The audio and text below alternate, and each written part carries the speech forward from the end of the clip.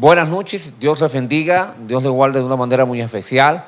Agradecido de Dios por la oportunidad que nos da esta noche de estar junto con todos ustedes. Gracias por estar conectados a nuestra página de YouTube y recordando a todos los hermanos y a todos los amigos que nos ven, que pueden ver esta transmisión de hoy jueves. Agradecemos al Señor por este jueves de estudio bíblico, en lo que podemos estudiar la palabra del Señor. Creemos que es la clave para el crecimiento de todo cristiano.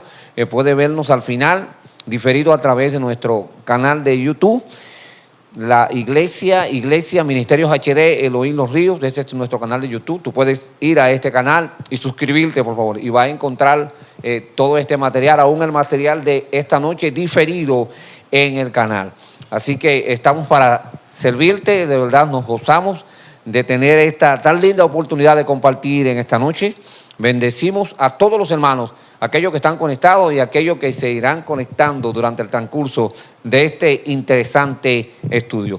Esta noche queremos comenzar como siempre dándole gracias a Dios, pero queremos presentar a quien me acompaña esta noche. Es mi hermano Jason Peralta, que por favor, mi hermano Jason, si puede bendecir a la iglesia y a todos los amigos. Claro que sí. Hermanos, me hacen falta. Dios les bendiga, gracias por estar con nosotros en esta noche de estudio, hoy jueves. Nos vamos a gozar un tema bien interesante, pastor. Amén. Y vaya usted tomando nota, porque yo le aseguro a usted que este tema no se va a quedar solamente para esta noche, sino que, pastor, como dicen por ahí, esto pica y se extiende. Es una gran verdad, de verdad que sí, y sabemos que todos los hermanos, aleluya, que están conectados ahora se van a dirigir a sus Biblias y nos van a ayudar, van a ser de mucha ayuda para nosotros, porque queremos hacer esto de una manera bien interactiva y contamos contigo de que hagas tus comentarios en el blog de notas de Facebook, ¿verdad? Y las preguntas también, ve escribiéndolas ahí, que en el nombre del Señor sabemos que nos sería imposible terminar esto en 1, 2, 3 veces. No sabemos cuánto tiempo nos va a llevar, pero sí queremos que cada vez que estemos aquí comunicando este mensaje a ustedes, este estudio bíblico, ustedes, aleluya, y nosotros todos nos quedemos con una idea y que estemos identificados, ¿verdad?, con lo que estamos haciendo. Contentos de poder estar aquí, contentos de darle las gracias al Señor por su gran amor y por su misericordia. Queremos comenzar dándole gracias a Dios, presentando este estudio de la palabra. Hoy, como ya ustedes han conocido, vamos a hablar sobre el arrebatamiento, que muchos le llaman el rapto de la iglesia. Tan interesante tema que a la gente se interesa siempre por saber sobre el rapto y sobre el arrebatamiento. No sé qué lo motiva, pero en esta noche sí vamos a encontrar los motivos. O sea, ¿por qué nos apasiona tanto el tema? Si es así que te apasiona, ¿verdad? ¿Y por qué te apasiona? ¿Y para qué sirve esto? Y vamos a investigar un poquito sobre la importancia que tiene este evento. Y queremos comenzar dándole gracias al Señor. ¿Qué usted cree, mi hermano Jason? Amén, amén. ¿Podría usted darle gracias al Señor y presentar esta noche estas palabras y todos los hermanos que están conectados? Yo encantado. Oremos. Señor Dios, gracias, te damos las gracias por esta hora, Señor. Te damos la gracia por este momento que nos permites estar aquí reunidos, y también los hermanos allá en sus hogares, queriendo indagar, aprender, inquirir más de tu palabra. Señor, te pedimos que en esta noche nos bendigas una vez más con tu Espíritu Santo, con el conocimiento. Tu palabra dice que tu Espíritu Santo nos va a recordar todas las cosas que el Maestro dijo. Señor Jesús. Te pedimos, Señor, abre nuestras mentes, abre nuestros corazones, quita toda la duda, Señor, y permítenos hacer, Padre, tu voluntad, y que aprovechemos bien el tiempo. Lo queremos hacer y lo hacemos para gloria, honra de tu nombre. En el nombre de Jesús, amén. Y amén. Qué bueno es Dios. Vamos a introducir y vámonos de una vez al tema. ¿Verdad? Y fuego de una vez. Aleluya. Y quisiéramos comenzar, Jason, introduciendo una pregunta, ¿verdad?, que es la pregunta afín. ¿Qué tú entiendes por rapto o arrebatamiento? ¿Qué tú entiendes por esto, Jason? Bueno, la palabra raptar, mayormente la gente lo entiende, o en su mente le viene la imagen de una persona que lo secuestran. Que es secuestrado. Eso es lo que le viene a la mente a la gente mayormente, como si secuestrasen a alguien. Pero en sí la palabra rapto o arrebatamiento, que es la palabra que sí se encuentra en la Biblia, en las Escrituras, lo que quiere decir es tomar o quitar de o llevarse a. Sí, correcto. Y denota, mira, hasta el mismo término, generalmente cuando la gente escucha esto del rapto, bueno, entonces el tema que estamos tratando es el secuestro de la iglesia. Ay, Dios mío. O sea, que muchas veces se determina como que se van a secuestrar a la iglesia. Y hay gente, no, hermano, no es un secuestro, aunque el término, el rapto se ve así, porque algo que se rapta es algo que se toma. Exacto. Y el Señor, Él mismo dijo que Él lo va a tomar a los que son suyos. Así es. O sea, Él tomará a los suyos. Y cuando dice que lo toma, fíjense que el Señor no está tomando nada que no sea de Él. Él está tomando lo suyo. Por eso, hermano, no puede verse el rapto como un secuestro. No, porque el Señor no está secuestrando a nadie, sino Él está tomando a los que somos de Él. Y Él nos tomará, ¿verdad?, a los que son de Él. Y Él mismo lo dice en su palabra, que yo tomo, Padre, a lo que tú me diste. Entonces, a los que cuando Dios nos dio a nosotros, a través de la sangre de nuestro Señor, nuestro Dios ya nos compró. Y esa compra, entonces, Él se convierte en el dueño, y yo creo que el arrebatamiento será un momento en que Él tome no lo ajeno, sino lo suyo. Lo que le corresponde. La palabra dice, el mismo Jesús dice que lo que el Padre le entregó, nadie se lo arrebata de las manos. Correcto. O sea, Él no viene a tomar lo que no es de Él. Claro, todo, como dice la palabra, sí, que de Jehová es la tierra y su plenitud, el mundo y los que en él habitan, o sea, todos somos del Señor, le pertenecemos, ya por creación, y otros como nosotros por aceptación en fe del sacrificio que Cristo hizo en la cruz para salvarnos a nosotros. Entonces, Jesús no viene a secuestrar a nadie. No. Ahora, Él sí con su autoridad va a venir a buscar a los que son suyos, y Él conoce los que son suyos. Determinantemente, Gibson, cuando la gente, cuando las personas generalmente, los cristianos, aquellos que son cristianos, ¿verdad?, porque esto va más dirigido a los que son cristianos, aunque hay personas que no son cristianos, pero tienen conocimiento de la palabra y una de sus expresiones, y aún saben, de seguro que tú has escuchado, ejemplo, personas decir, no, yo sé que el Señor va a venir. O sea, la gente confunde mucho el rapto de la iglesia con la venida del Señor, y esto genera ciertas dificultades a veces, porque al mezclar estos dos eventos, o sea, son dos eventos que a través de la palabra lo vemos completamente distintos uno del otro. Y aún la secuencia de tiempo que la Biblia marca es diferente entre uno y otro. Pero generalmente las personas lo han asociado, no sé si por tradición o por conjetura, como que los dos eventos son uno. Y esto muchas veces genera en las personas, genera una serie de preguntas, ¿verdad? Una serie de preguntas que son producidas en el momento en el que estos dos eventos se mezclan. Puede generar, y ha generado en mucha gente hasta cierto punto, confusión, sí, claro, sí, en torno al arrebatamiento de la iglesia. Bueno, hay que sentarse a escudriñar bien las Escrituras.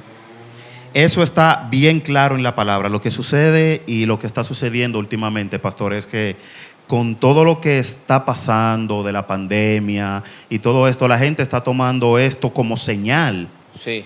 Y Jesús habló de señales en Mateo capítulo 24, versículo 7. Señales antes de ¿qué? De su venida. O sea, el arrebatamiento de la iglesia es un evento, y lo que después de ahí suceda es consecuencia de ese evento.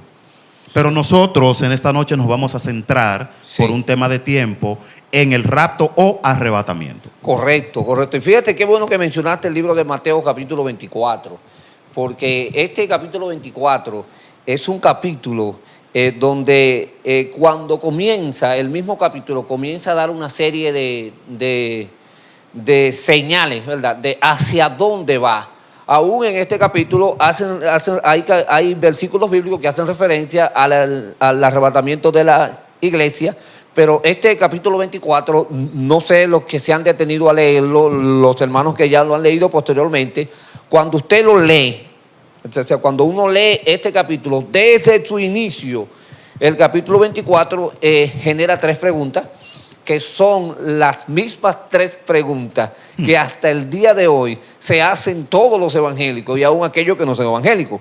La primera pregunta es: ¿cuándo serán estas cosas? La segunda pregunta es: ¿qué señal habrá de tu venida? Y la tercera pregunta: ¿cuándo será el fin del siglo? O sea, hay 3 preguntas en el capítulo, porque los discípulos, cuando se presentan delante de Jesús y le hacen estas preguntas, es sorprendente que estas preguntas vienen a unas respuestas de Jesús, como alusión a una respuesta. No fue que los discípulos ese día amanecieron con eso en la cabeza. No, ellos ni siquiera sabían de eso. Ya de seguro eso estaba en su cabeza, o tal vez estaba una que otra pregunta. Pero la respuesta de Jesús frente a lo que pasa en este capítulo, o sea, no sé si han tenido los hermanos la oportunidad de leer el capítulo, pero cuando usted se va al capítulo, los discípulos comienzan, el capítulo comienza, los discípulos enseñándole el templo y las maravillas del templo. O sea, los discípulos buscaban impresionar a Jesús con todo lo que era el templo. Y Jesús, ¿verdad? Dice, ok, muy bien, pero ustedes saben algo. Ahí viene la palabra de Jesús, cuando Él le dice aquí en el libro de Mateo, capítulo 24, dice: cuando Jesús salió del templo y se iba, se acercaron a él sus discípulos. Aquí es cuando los discípulos ya le dicen a Jesús sobre lo bello que era el templo y lo hermoso que era el templo.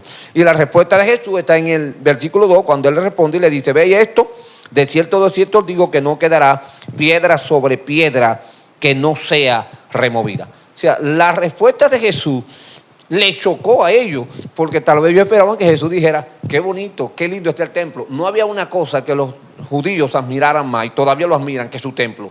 Eso era sagrado. O sea, ese lugar era es como cuando uno lleva a alguien aquí a las dunas. Sí, o cuando uno lleva a alguna persona aquí a Samaná y le muestra. O sea, era un lugar hermoso, era un paisaje hermoso, y aquel lugar tenía unas construcciones tremendas. Y frente a esto, la respuesta de Jesús es que no iba a quedar piedra sobre piedra. O sea, es chocante esta respuesta que hace Jesús, y aquí es que viene. Por esta respuesta que hace Jesús, es que entonces viene la pregunta de sus discípulos, que la primera hace referencia a cuándo serán estas cosas. O sea, una de las preguntas sobre el rapto que se hace todo evangélico es: ¿cuándo va a ser? O sea, todo el mundo quiere saber cuándo va a ser. Quiere saber, aunque sea que le den una orejita. Dame una orejita para estar más o menos. Y es una pregunta como que ha vivido. Y mira que no es de ahora, porque inmediatamente Jesús dice esto sobre el templo. Ellos dijeron: no, pero espérate. Se puso interesante el tema, maestro. Sí. Maestro, ¿y cuándo va a ser eso?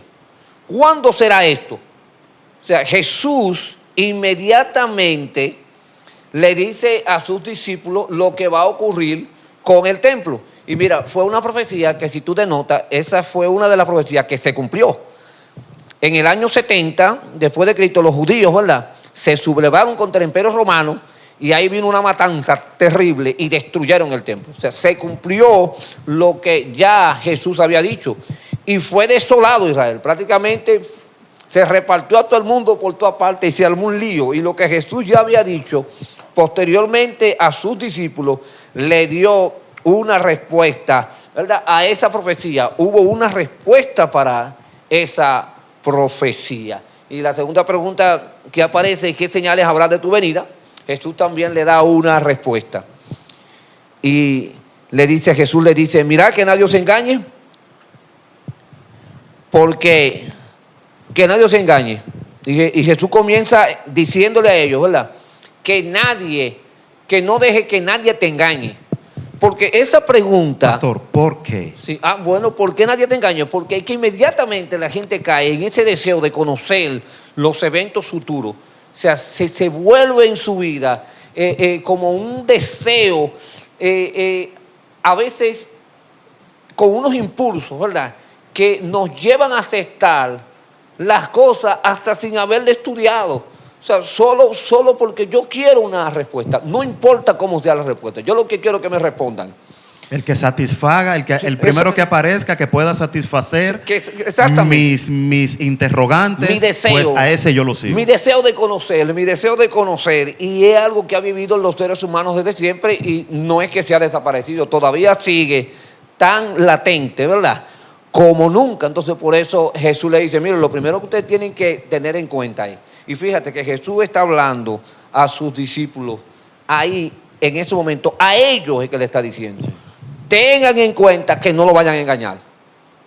Y él entonces comienza diciéndole, porque vendrán, dice, entonces Jesús le dijo, vendrán muchos, ¿verdad?, en mi nombre, diciendo que yo soy el Cristo. O sea, van a comenzar a aparecer personas diciendo que ellos son el Cristo. El libro de Juan, ejemplo, el capítulo 4 del libro de Juan, el versículo 48, entonces, dice, entonces Jesús dijo, si no vieren señales y prodigios, ustedes no creéis. O sea, Jesús le estaba diciendo a un grupo de gente que de la única manera que ellos creen es con señales. Entonces, el evangelio y aún mi fe no puede estar enlazada solo a lo que yo pueda ver. El mismo Jesús dijo, bienaventurados aquellos que creyeron sin ver.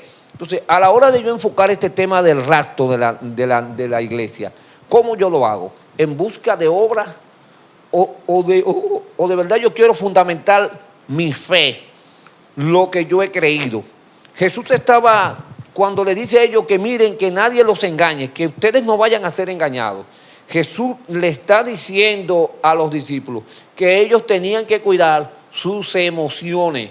O sea, no se emocionen por todo lo que, o sea, por todo lo que está vendiendo o por todo lo que se va a vender, porque van a venir cosas, dice, vendrán muchos en mi nombre. Lo primero es que él le dice, van a venir gente diciendo que es mi nombre. Ay, Dios, o sea, tiene que cuidarte de todo el que dice que viene en el nombre de Jesús. Pastor, y eso es de ahora, porque, o sea, eso no es desde ahora. Sí. Jesús estaba hablando, yo puedo entender que Jesús estaba hablando a través de los tiempos, porque sí, según ha pasado el tiempo, han aparecido muchas personas diciendo que ellos son Jesús, que ellos son el Mesías. Pero no es de ahora. Fíjate que Jesús le da esta alerta a ellos, diciéndole, mira, van a venir muchos en mi nombre, diciendo que vienen en mi nombre.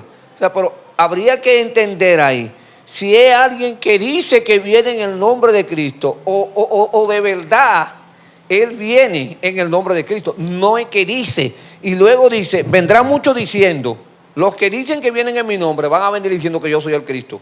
Y el tercer elemento que dice, a muchos engañarán, le dice, miren señores, no dejen que las emociones y el querer saber le hagan una jugada en su vida hasta un punto que ustedes puedan ser engañados.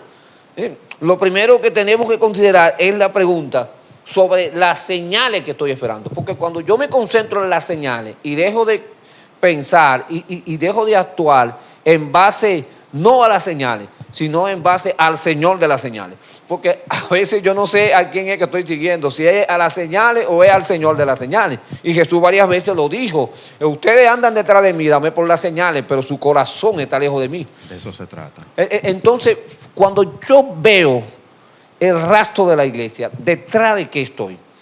¿Estoy enfocado en las señales o en el Señor de las señales? Y fíjate que más que las señales, Jesús le dice aquí a ellos, esta es la segunda pregunta que ellos hacen, dice, miren, no se dejen engañar porque van a venir muchos. Por ejemplo, el libro de Juan capítulo 1, el versículo 4. Amados, no creáis a todo espíritu, sino probad los espíritus para ver si son de Dios, porque muchos falsos profetas han salido ¿por dónde? Por el mundo. Sí. O sea, Juan vuelve otra vez. Parece que Juan recuerda lo que Jesús le dijo en el Monte de los Olivos. Lo que Jesús le dijo en el Monte de los Olivos viene a la mente de Juan. Y Juan dice, amados, entonces Juan escribiendo a la iglesia escribiendo a la iglesia, a una iglesia que él sabe que tal vez como él estuvo interesado, está interesado en los eventos del porvenir. Y como tiene este interés así por conocer los eventos del porvenir, entonces le dice, miren, prueben los espíritus. O sea, prueben a ver en qué frecuencia de espíritu ustedes están. Porque pueden ser, si se dejan emocionar y se llevan de las emociones y del querer solo conocer y ver las obras y se olvidan del Señor de las obras, pueden llevarse una sorpresa, que el espíritu que esté ministrando no sea el espíritu de Dios y terminemos envueltos en lo que se llama un espíritu de rol. Por eso, hoy en día hay tantas personas que se levantan con pensamientos, con ideologías y los siguen grandes multitudes. Sí. Por eso me gusta también que más adelante el Señor en el versículo 6 les dice, entonces ustedes van a escuchar de calamidades y noticias de guerras. Sí. Para que usted entienda, hermano, usted que está viendo, yo estoy utilizando en la lectura la Biblia Peshitta, que no utiliza el mismo lenguaje que la Reina Valera. Miren que no sean turbados, porque es necesario que todo esto acontezca, pero no es el fin todavía. Fíjate que hay una diferencia ahí, Jason, y es hoy a donde quiero enfatizar. Que él usa una expresión, el mismo Señor, cuando habla del siglo. O sea, está hablando de este siglo. Y hay dos expresiones que aparecen en este capítulo que sería bueno que tomemos nota sobre esas dos expresiones para poder escatológicamente poder enlazar las palabras dichas por el Señor. O sea, para poder darle el lugar, ¿verdad?, histórico, en qué lugar histórico están, si entran dentro del ambiente escatológico o fueron palabras ya, o fueron profecías que ya se cumplieron. Denota que una de ellas, que es la del templo, se cumplió. Se cumplió, claro. Más adelante, el Señor aparece diciendo que antes del fin del siglo se iban a cumplir esas cosas. Ahora, hay una referencia ahí, cuando aparece el fin del siglo, y cuando uno busca la palabra siglo, o sea, lo que significa esta palabra, todos sabemos que un siglo, la palabra siglo, ¿verdad?, se refiere a un tiempo que comprende de 1 a 100 años, que son 100 años. Eso es un siglo. Y en el capítulo 24 del libro de Mateo, la palabra siglo aparece no como el fin del cosmos, o sea, no como el fin de los tiempos, sino como el fin de este siglo. Ese periodo. De ese periodo. Entonces, cuando uno lee el capítulo 24 del libro de Mateo, tiene que tener cuidado porque hay dos connotaciones que Jesús expresa. Una no es el fin. O sea, cuando él se refiere al fin del siglo, ya está hablando de, como la Biblia también refiere en otros capítulos, de los siglos postreros. O sea, está hablando de este fin, de estos siglos finales.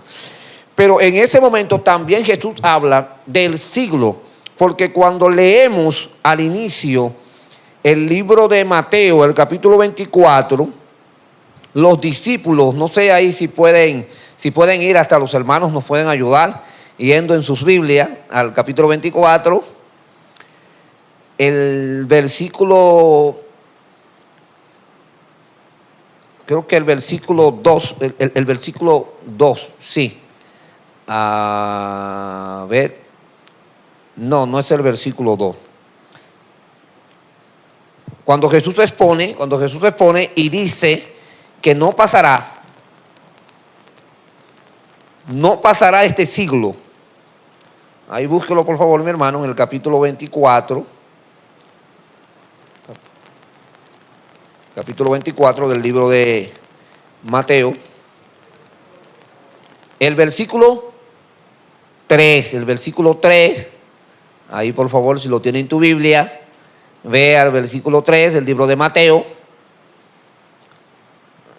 El libro de Mateo, capítulo 24, versículo 3, por favor. Dice, habiéndose sentado Jesús en el monte de los olivos, se acercaron sus discípulos para decirle en privado, dinos, ¿cuándo acontecerá esto? ¿Y cuál será la señal de tu venida y del fin del siglo? Exactamente. Fíjate que la pregunta va dirigida al fin del siglo. Ellos querían saber los eventos que iban a venir hasta el fin de su siglo, del siglo que ellos estaban viviendo. Y denota que Jesús le da una serie de cosas y parece como repetitivo, pareciese como si Jesús volviese otra vez a repetir en los versículos 6, 7 y 8, 6, 7, 8 y 9, como si se repitiera otra vez lo mismo que Él le dice a ellos en el versículo, en los versículos 4 y 5, cuando habla y oiréis de guerras y de rumores de guerra, y de rumores de guerra, que le habla, le dice una serie de eventos que ellos iban a tener que pasar, todos los discípulos, que hasta el mismo Pablo posteriormente comienza a hablarle en el libro de 2 de Corintios capítulo 4, el versículo 17. Pablo dice: porque esta leve tribulación momentánea que produce en nosotros una y cada vez más excelente y eterno peso de gloria, por el que me regocijo en mis debilidades, insultos y privaciones, persecuciones y dificultades que sufro por Cristo, porque cuando soy débil, entonces fuerte soy. 2 de Corintios 12:10, si el mundo se aborrece, tengan presente que antes que a ustedes me aborrecieron a mí. O sea, Jesús establece y vuelve y le dice a ellos, le repite que serán aborrecidos. En el capítulo 24 me encantan las respuestas de Jesús, porque Jesús le da respuesta a las 3 preguntas que ellos le hacen, 3 preguntas en uno que ellos le hacen a Jesús. Jesús le da su respectiva respuesta y le dicen en este siglo, con detalles. Pero mire, pastor, mire lo que dice en el versículo 8 de Mateo capítulo 24. Sí. Pero todas estas cosas serán principio de dolores. En esos días los entregarán a aflicciones y los matarán, y serán odiados por todas las naciones por causa de mi nombre. Muchos tropezarán entonces, y unos a otros se odiarán y se entregarán unos a otros. Y surgirán otra vez falsos profetas y engañarán a muchos. Y a causa del aumento de la maldad se enfriará el amor de muchos. Pero el que persevere hasta el fin será salvo. Entonces se proclamará este evangelio del reino en todo el mundo para testimonio a todas las naciones. Y luego vendrá el fin. Denota que aquí Jesús cambia. Fíjate cómo Él comienza a hablar de siglos y de repente cambia al otro punto, que es donde aparece el fin del siglo. Pero denota que Él dice, pues recuerden que todo esto que va a acontecer todavía no es el fin.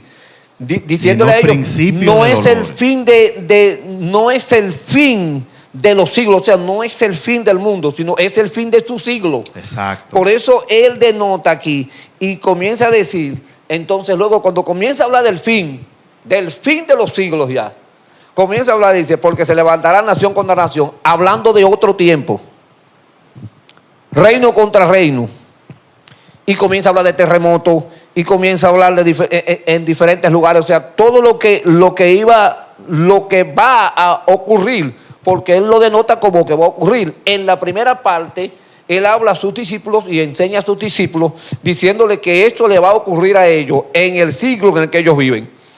Y luego comienza a hablar de lo que va a venir cuando venga el fin, pero no el fin del siglo, sino el fin de las cosas, o sea, cuando todo se acabe, porque denota que al final de esto, el Señor termina en el versículo 13, dándole, se puede decir que la expresión más clara de todas estas cosas, o el fin de todas estas cosas. Todas estas preguntas y todos estos argumentos se resumen en el versículo 13, en lo que Él dice en el versículo 13 cuando dice, mas el que persevere hasta el fin, este será salvo. O sea, Jesús le está diciendo, señores, cuando se acabe su siglo, o sea, su siglo se va a acabar cuando ustedes se mueran. Sí. Aquí lo único que es importante es que usted persevere. O sea, más que conozcan lo que va a pasar, todas esas cosas, qué bueno es saber lo que me va a pasar, porque tal vez si sé lo que me va a pasar, yo me preparo para lo que me va a pasar. La Biblia dice que el avisado ve el mal y se esconde. Amén, ¿verdad? Pero la intención de esto, al fin y al cabo, al fin y al cabo de todo, por eso hablaba ahorita de los que siguen las obras y los que siguen al Señor de las obras. O sea, que es muy diferente. Hay gente que lo que sigue obra y anda detrás de obras.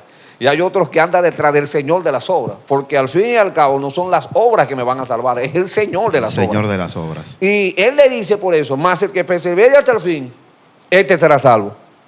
Y entonces comienza a hablar del fin. Completamente diferente al fin de los siglos. Ya está hablando del fin del mundo cuando comienza a hablar más. Cuando dice, y será predicado el evangelio del reino en todo el mundo para testimonio a las naciones. Dice, entonces vendrá el fin.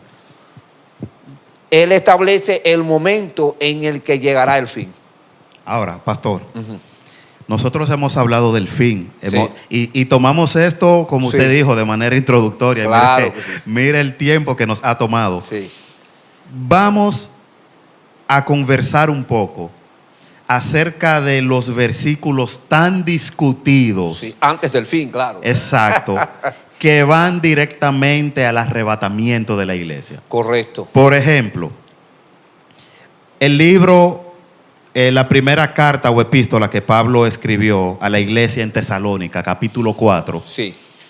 Versículo 3 en adelante, ahí hay unos detalles que eso es lo que se está discutiendo hace tiempo. Hay gente que está discutiendo y he visto a muchas personas enseñando de esto en las redes sociales. He escuchado mensajes acerca de este tema, donde el apóstol Pablo habla acerca de esto. Dice, pero yo quiero, hermanos míos, estoy leyendo primera carta de Pablo a los tesalonicenses, capítulo 4, del versículo 3 en adelante, donde dice, pero yo quiero, hermanos míos, que estén informados respecto a los que durmieron, para que no se entristezcan como los demás hombres que no tienen esperanza. Porque si creemos que Jesús murió y resucitó, así también Dios traerá junto con él a los que durmieron. ¿En quién? En Jesús. Por lo cual les decimos, por palabra de nuestro Señor, nosotros los que estemos vivos, y me voy a detener ahí. Sí. Pablo, al momento de escribir esto, albergaba la esperanza de estar físicamente en la tierra para cuando sucediera o aconteciera esto. Sí, eso es muy cierto. Porque fíjate que uno de los elementos que me gusta de Pablo, o sea, y de las epístolas de Pablo, y aún de su vida, ya después de que, claro, que él comenzó a servirle a Dios y a trabajar con lo que es Dios, que él se enamoró, no solo de la obra del Señor, sino del Señor de la obra. Y él se incluía en todo. Y él estaba seguro, o sea, y aún muchas veces en sus epístolas dijo, yo estoy seguro de este asunto. O sea, yo no fue que amanecí un día, que me cogió con esto un día, que yo amanecí un día que yo era, no, yo estoy seguro de este asunto. Y lo hablaba con una firmeza y estaba seguro, tanto dentro de sus expresiones aparece la de, por su gracia, yo soy que, dice, yo soy salvo. Ya yo soy salvo, o sea, no es que me voy a salvar. Entonces, eso lo hacía a la hora de él hablar de este evento, tener una seguridad absoluta de que él estaría en este evento. De una forma u otra, él va a estar en este evento, porque es lo que dice la palabra. Vamos a ver eso. Los que durmieron, por los eso que lo durmieron. Perdí el versículo. A los que durmieron en Jesús, por lo cual les decimos por palabra de nuestro Señor, nosotros, los que estemos vivos, los que permanezcamos hasta la venida de nuestro Señor. Y esta palabra aquí, la venida, es también la que mucha gente confunde con la segunda venida de Cristo. Correcto. Porque nuestro Señor mismo descenderá del cielo con autoridad, con voz de arcángel y con trompeta de Dios. Y los muertos en Cristo resucitarán primero. Y entonces nosotros, los que permanezcamos, los que estemos vivos, seremos arrebatados a una junto con ellos en las nubes y saldremos al encuentro de nuestro Señor en el aire, y así estaremos siempre con nuestro Señor. Y el versículo 18 para mí es lo que le pone la tapa al pomo. Dice, por lo cual aliéntense unos a otros con estas palabras. O sea, la discusión aquí no tiene que ser solamente de que si yo sé cuándo va a suceder, si yo estoy seguro, sino de que esto tiene que darme fuerzas y aliento, porque esa es mi esperanza. Sí, denota que el libro de Tesalonicenses, o sea, en el momento en que el apóstol Pablo escribe esto a Tesalonicenses, o sea, lo que estaba pasando con la iglesia, con sus muertos, habían dos líneas, uno que creían en la resurrección y otro que no creían en la resurrección. Y estas líneas estaban chocando dentro de lo que era la iglesia. El apóstol Pablo tiene que venir a la iglesia y comenzar a establecer, que podemos llamarlo el orden bíblico doctrinal sobre los aspectos en torno a la resurrección de los muertos y hacia dónde y dónde están y qué pasará con aquellos que han muerto en el Señor. Sí. Y eso generó que Pablo comience a hablar que no queremos que se alogue ignorancia. O sea, él lo que no quería es que en la iglesia haya desconocimiento. O sea, el desconocimiento, mi querido hermano, es enemigo del cristiano. O sea, el desconocimiento generalmente produce en las personas un estado de bloqueo. La gente se bloquea cuando no conoce. Y más, es como cuando una gente quiere una respuesta sobre un punto que no la consigue.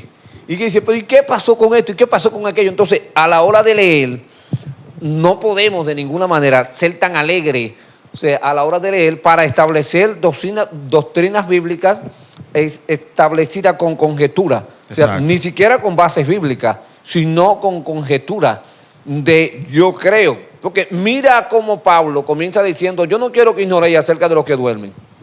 ¿Para qué? Para que no entristezcáis. Ustedes no pueden estar tristes porque ignoran. O sea, había gente dentro de la iglesia que estaba triste, era porque ignoraba. O sea, en estos tiempos, hermano, cuando usted habla del rastro de la iglesia, hay gente que se entristecen, o sea, que esto no le produce gozo. O que se asustan. Exactamente. Entonces, hay que ver qué está pasando ahí con la ignorancia, si es que ignoran. Porque tú te asustas cuando desconoces. O sea, todo lo que asusta a la persona, lo que nos asusta es lo que uno desconoce. Cuando uno no conoce algo, uno comienza como que se asusta. Y esto, al desconocer, y le dice Pablo que esto iba a producir que gente se comiencen a entristecer. O sea, no se entristezcan, sino miren cómo será esto. Y él comienza a establecer un orden. Y dice, porque el mismo Señor, fíjese que aunque aquí habla de venida, en ese versículo no está hablando de la segunda venida del Señor, sino ese versículo está haciendo referencia directa al rapto de la iglesia. Los que creemos en que la iglesia será arrebatada, pues tomamos esta expresión aquí del apóstol Pablo como que la venida del Señor está haciendo alusión a los que Él tomará. Porque si usted comienza a leer, dice que el mismo Señor, con voz de arcángel y trompeta de Dios, o sea, Él va a llamar. Y cuando Él haga el llamado, lo primero que va a ocurrir es que los muertos en Cristo van a resucitar. O sea, ahí Pablo le dice, no se preocupe por aquellos que han muerto. Déjense de estar angustiados por lo que están aquí metiendo doctrina de que esa gente desapareció. Y es una teología que hay religiones en la actualidad que ellos dicen eso. Dicen, por ejemplo, cuando una gente se muere ya, el que se murió, ahí mismo se acabó, aunque no es así que lo dicen. El muerto con tierra tiene. Pero asumen esa idea de que el que se murió se acabó. Y el apóstol Pablo le dice, no es de esa manera. ¿Por qué el apóstol Pablo, yo pensando un poquito en esto, sabemos que Pablo era un fariseo? Sí. Sabemos que Pablo era un doctor en la ley. O sea, Pablo, anteriormente Saulo, no era cualquiera. No. Él no estaba hablando de cosas que no conocía. Exacto. Y sabemos que en la palabra, por los evangelios, que habían varias sectas en los tiempos que Cristo estuvo en la tierra. Sí. Y una de esas sectas negaba que había resurrección, que era la secta de los saduceos. Sí. Entonces, Pablo les está diciendo a la iglesia o a los tesalonicenses, señores, miren, yo lo voy a parafrasear.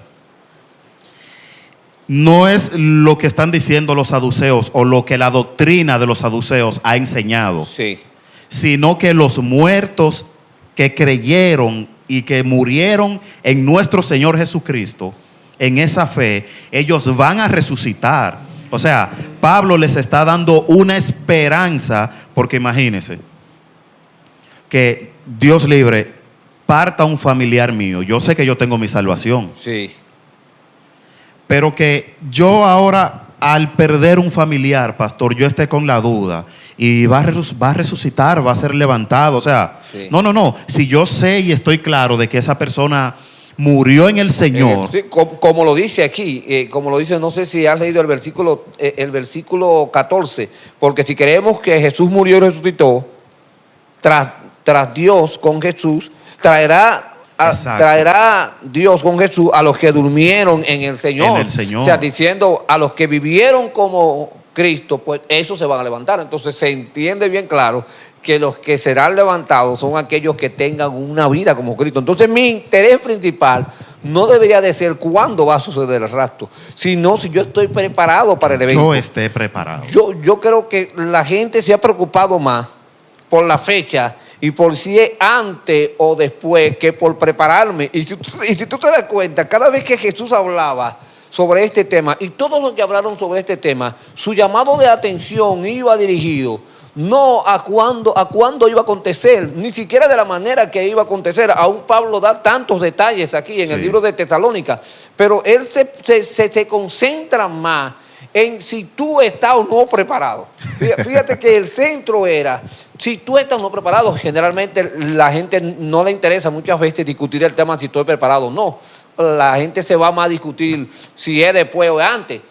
O sea, con las dos corrientes, no, porque yo creo que primero es una tribulación y después seremos levantados. Mire, otro grupo que dice, no, yo creo que seremos levantados y que no vamos a pasar por la tribulación. Pero fíjate un asunto, que tanto uno como la otra, yo no sé por qué no se preguntan, si yo estoy preparado, si fuese después, vamos a decir, después de la tribulación, ¿usted cree que como la gente vive ahora después de una tribulación estará preparado para irse con Cristo? Bueno. Un asunto que el mismo Señor preguntó, y cuando yo vuelva encontraré fe en la tierra. O sea, si Jesús está diciendo eso como una pregunta, no me está advirtiendo a mí que yo debo vivir una vida de fe y que tengo de dejar de estar viviendo actitudes de obra y comenzar a ver a Dios desde un punto de vista de fe. No solo eso, pastor.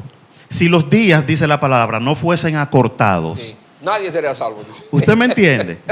Entonces, Ay, Señor. mire también lo que dice el apóstol Pablo en su primera carta a la iglesia, a los Corintios, capítulo 15, versículos 50 al 54. Sí. Dice: lo que les digo, amados hermanos, es que nuestros cuerpos físicos no pueden heredar el reino de Dios.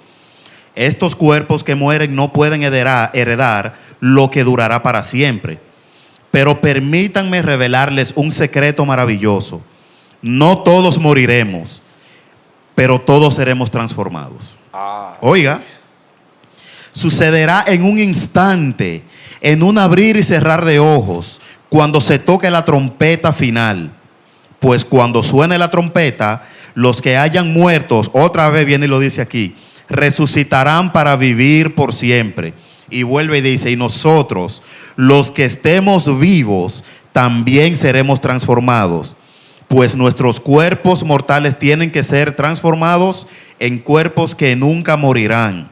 Nuestros cuerpos mortales deben ser transformados en cuerpos inmortales. Entonces, cuando nuestros cuerpos mortales hayan sido transformados en cuerpos que nunca morirán, se cumplirá la siguiente escritura: la muerte es sorbida en victoria. Correcto. Fíjense que es determinante cómo el apóstol Pablo dedica varios capítulos de sus epístolas y de sus cartas a dar explicación a este tema, porque así lo requería. Sí, claro. Porque se había generado a través de muchos años mucha conjetura dentro de la iglesia, y aún en la actualidad tenemos muchas conjeturas y muchas posiciones en torno a lo que es el rapto de la iglesia. Y a veces todo esto viene por el problema de que no se trabajan los trasfondos bíblicos. O sea, muchas veces se lee sin posteriormente hacer una investigación sobre de qué se estaba hablando. O sea, cuál era el fin cuando se escribieron estas cosas. ¿A quién iban dirigidas estas cosas? ¿Qué quería el Señor dejar plasmado en su palabra? O sea, este mensaje, ¿cuál era la intención de este mensaje? Y Pablo, el apóstol Pablo, aquí donde leíste, creo que 1 Corintios 15:51, ¿correcto? He aquí yo digo que un ministerio, que os digo un misterio. Él comienza esta palabra diciendo, esto es un misterio, pero no es un misterio sin resolver. Hay un programa, creo que se llama Misterio sin resolver. Así. O sea, este no es ese. Y quiero abrir un paréntesis ahí con esa palabra. Misterio sin resolver. No, con la palabra misterio. Ah, ok. He aquí les declararé un misterio. Sí. ¿Qué es lo que Pablo va a comenzar a enseñar aquí? Acerca del arrebatamiento de la iglesia. ¿Por qué? Porque en el Antiguo Testamento no había enseñanza de un arrebatamiento de iglesia. Sí. Lógicamente, no existía una iglesia como la instituyó Cristo cuando estuvo con ellos en el monte. No, y Cristo no había dicho también que cuando yo me vaya, yo vendré y lo buscaré. O sea, ya Jesús había dicho esto ya, pero fue en el Nuevo Testamento. Por eso es que Pablo dice aquí, les voy a revelar un misterio, sí, porque era algo que estaba oculto, que no estaba revelado en el Antiguo Testamento. Yo lo entiendo, Jason, también sobre que esas palabras dichas por el Señor, aún en el Antiguo Testamento, pudiesen haber reflejos de lo que Dios iba a hacer, pero no era el momento para descubrir, para traer a revelación, ¿verdad? El último siglo o el siglo final. Fíjate que cuando Pablo habla aquí de misterio, ¿verdad? Para todos, esto era un misterio, y la misma muerte por años, hasta que Jesús, por eso dice, se olvide la muerte. O sea, el misterio de la muerte se acabó. El misterio de la muerte no era posible entenderlo. Era difícil entender este misterio. Ahora, cuando aparece Cristo y vence a la muerte, el asunto cambia. O sea, hubo uno, el apóstol Pablo le está diciendo aquí también a ellos, miren, hubo uno que ya venció la muerte. O sea, y le habla del cuerpo. Y aún cuando él dice esto de que seremos transformados, no está diciendo que no te prepares para ser transformado. Porque hay gente entonces que toma esto desde un punto de vista, y escuché a unas personas enseñando que el apóstol Pablo está diciendo aquí que no importa cómo tú vivas, ajá, no importa lo que tú hagas, porque como quiera Dios te va a transformar. Y como Dios va a transformar tu espíritu, eso significa que eso viejo que había en ti se iba a quedar, porque Él te va a transformar. No, ¿Qué usted cree de esto? No. Mire, número uno, y yo quisiera parecer como que me estoy adelantando al siguiente tema, ajá, que posiblemente lo tratemos, que es acerca de la gran tribulación, varón. Porque por eso dijimos al principio que de una cosa vienen como consecuencia los otros temas. Pero hay que terminar el número uno para poder pasar al dos. Exacto. Concerniente a eso, varón, Dios no sería justo entonces. Porque si yo estoy luchando por guardarme en santidad para agradarle a Él, y que uno que anda por ahí robando, asesinando a sabiendas de que eso está mal, sí, y lo sigue haciendo, también va a ser transformado. No, o sea, lo que pasa es que hay personas que asumen como que sencillamente con el elemento de que yo crea en algo, con eso es suficiente. O sea, el hecho de creer, ya eso cubre todo. El hecho de que yo pueda, y si yo creo en esto, que dice aquí, que todos seremos transformados en un momento, en un abrir y cerrar de ojos, cuando la trompeta, ¿verdad? Al sonar de la trompeta final, porque se tocará la trompeta y los muertos serán resucitados incorruptibles y nosotros seremos transformados. Hablando de la transformación, no solo de los vivos, sino de los muertos. Ajá. Por eso también hay una teoría, y escuchaba a unas personas hablando de una teoría que ellos, ejemplo, oraban. Conocí, por cierto, creo que los mormones seguían ese lineamiento de orar por los muertos, por aquellos muertos, tus familiares muertos que murieron en el año, ya tú sabes, que tú puedes orar por ellos para que ellos sean transformados. Ejemplo, ellos aún están muertos, en la muerte Dios puede convertirlos. Claro, eso es igual también, sí, que la religión tradicional, sí, que, ¿cómo se llama? Que Dios te saque de pena. Del purgatorio. Que Dios te saque de pena y te lleve a descansar. De ahí viene la idea del purgatorio, de que como los muertos serán transformados en algún momento, entonces esta oración, ¿verdad? Esta palabra del libro de Corintios es llevada y es distorsionada. ¿Tú ves lo que es distorsionar el asunto? Claro, claro. Se distorsiona, se crea una conjetura. Entonces se trae la idea de que hay un lugar llamado purgatorio donde los muertos son purgados, o sea, se preparan para recibir una transformación. Entonces, como purgan, que es pagar, como pagan en el purgatorio, donde se purga, luego de ser purgados, entonces ya, aunque yo entendía que cuando a una gente le purgan, la gente lo que quiere ir para el baño huyendo, porque se vacía. Y como purgar, como que lo purgaron. Y se asume así, como que ya se vació y ahora puede ser transformado. Fíjate cómo muchas veces ideas, ¿verdad? Doctrinales pueden dañar los trasfondos bíblicos. Siendo el apóstol Pablo tan claro en muchas de sus epístolas, hablando, y fue uno de los que más habló, de que hay que matando al viejo hombre. Y yo carne. Muerto en Cristo. O sea, fue el hombre de que trazó de una y mil maneras el vivir una vida. Fue el hombre que habló de la vida piadosa también, la manera piadosa de vivir. O sea, fue el hombre que habló de que había que cambiar el estilo de vida y vivir diferente. Así lo presentaba el apóstol Pablo. Varón, Diga, varón. como yo dije que una cosa lleva a la otra, vuelvo a repetir, no sería justo que yo que estoy, usted y usted que me escucha, hermano, Sí, que se está luchando, batallando por mantenerse en santidad, sí. cuando seamos arrebatados, un asesino confeso y que no tenga arrepentimiento, Sí. también se ha transformado, a menos Sí. si esa persona se arrepintió. Mire, por ejemplo, y ya con esto yo pudiera cerrar mi parte. Segunda de Tesalonicenses capítulo 2.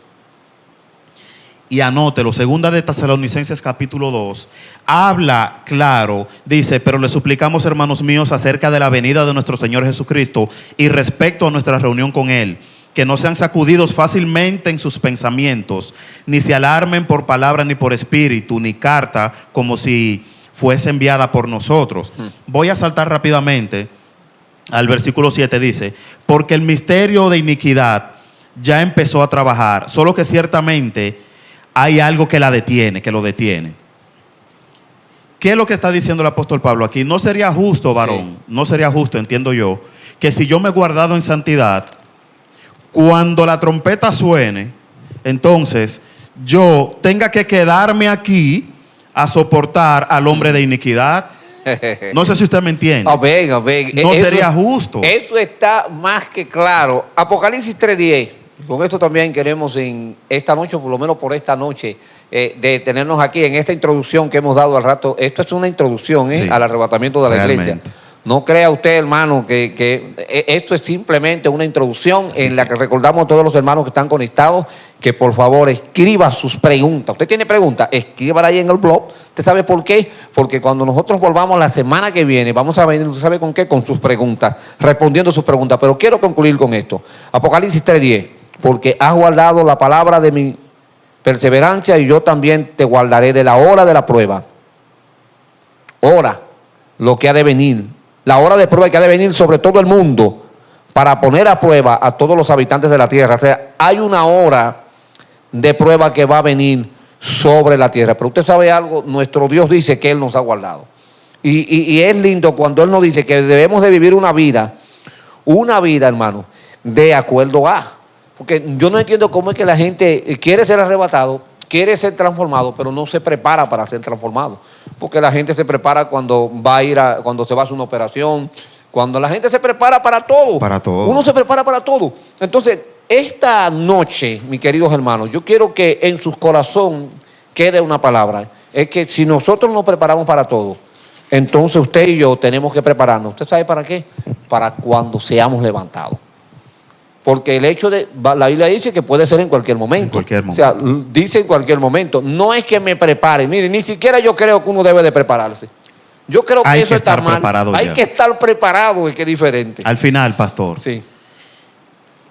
bueno, ¿cómo lo digo? ¿Qué importa cuándo vaya a ser y Sí. cuáles van a ser los acontecimientos posteriores.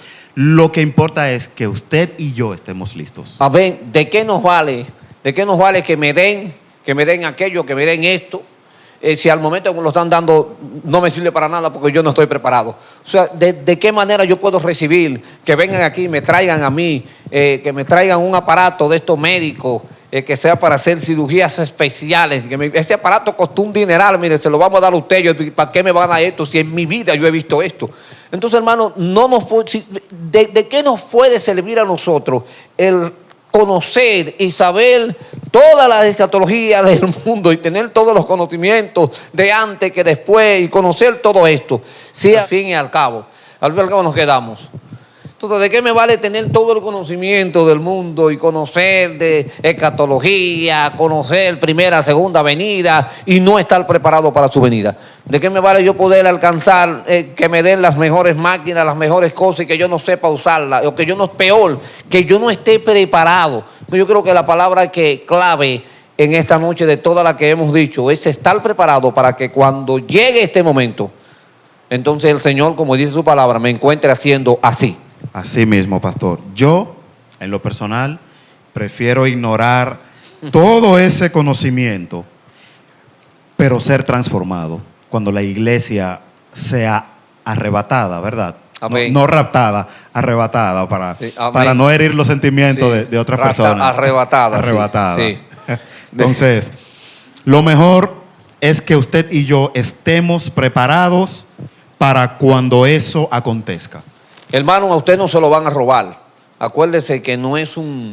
no es un secuestro. No es un secuestro. Un secuestro El Señor eclesiástico. viene a buscar lo que es suyo. Amén. Lo que, como Él lo dice en su palabra, decíamos al principio, lo que Dios me dio. O sea, como somos de Él, Él nos viene a buscarlo, viene a buscar a usted y a mí. Lo importante de esto es que cuando Él venga, en el momento que se manifieste el rapto de la iglesia, usted y yo podamos estar con Él. Agradecemos de verdad, de una manera muy especial, a todos los hermanos que estuvieron con nosotros en esta noche. Les bendecimos de una manera muy especial. Queremos que en el blog de Facebook, por favor, ponga sus preguntas. ¿Sabe por qué? Porque para la próxima semana vamos a volver a este estudio tan interesante para continuar este estudio. Aleluya. Y queremos, hermano, que sus preguntas, las que usted va a hacer hoy, la semana que viene, le vamos a dar respuestas a esa pregunta. Sé que usted tiene muchas preguntas, así que escríbala ahí, que serán leídas. Si tiene un mensaje, también lo puede mandar. Mande un mensaje de voz. Aquellos que son de la iglesia, del grupo de la iglesia, pueden enviar sus mensajes a través de WhatsApp.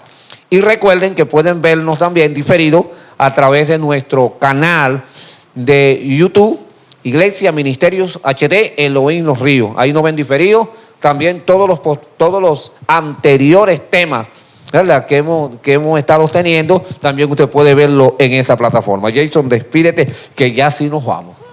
Señores, Dios les bendiga. Muchas gracias por su tiempo. Shalom. Si no nos vemos, mi hermano, aquí, si usted el jueves que viene la amable a Jason, fue que el Señor vino y me fui con él. Nos vemos allá arriba. Dios le bendiga, Dios le guarde. Así que para adelante, hermano, y nos vemos el próximo domingo. Aleluya. En nuestro culto de adoración al Señor. Dios te bendiga, iglesia.